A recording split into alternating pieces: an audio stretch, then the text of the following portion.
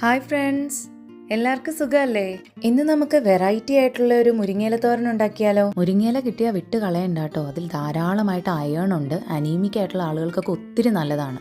ഞാനിവിടെ 250 ഗ്രാം മുരിങ്ങയിലയാണ് എടുത്തിട്ടുള്ളത്. അത് നന്നായിട്ട് കഴുകി വൃത്തിയാക്കി വെള്ളം വാരാൻ വെച്ചിട്ടുണ്ട്.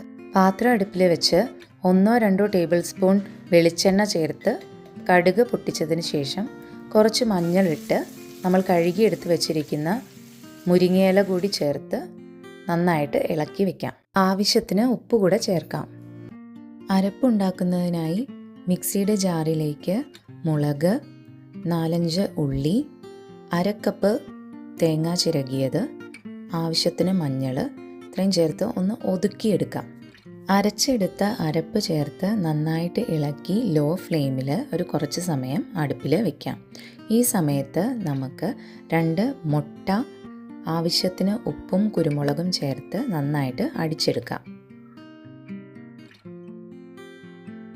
ഇനി മുരിങ്ങയില കുറച്ച് സൈഡിലേക്ക് ഒതുക്കിയ ശേഷം 1 ടേബിൾ സ്പൂൺ വെളിച്ചെണ്ണ ഒഴിച്ച് നമ്മൾ ഈ അടിച്ചു വെച്ചിരിക്കുന്ന മുട്ട ഒഴിക്കാം. കുറച്ച് സമയം ഒന്ന് വെയിറ്റ് ചെയ്തതിന് ശേഷം നമുക്ക് നന്നായിട്ട് ഇളക്കി മുട്ടയൊന്ന് ചിക്കിയെടുക്കാം. ഇനി നമുക്കിതെല്ലാം കൂടെ കൂട്ടി നന്നായിട്ട് ഇളക്കി ഒരു കുറച്ച് സമയം ഇതൊന്ന് മിക്സ് ആവുന്നത് വരെ മൂടി വെച്ച് വേവിക്കാം.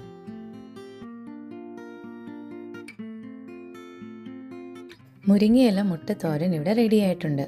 നിങ്ങൾ ഇങ്ങനെയൊന്ന് ഉണ്ടാക്കി നോക്കിക്കേ. മുരിങ്ങയില എല്ലാവരും കഴിക്കും.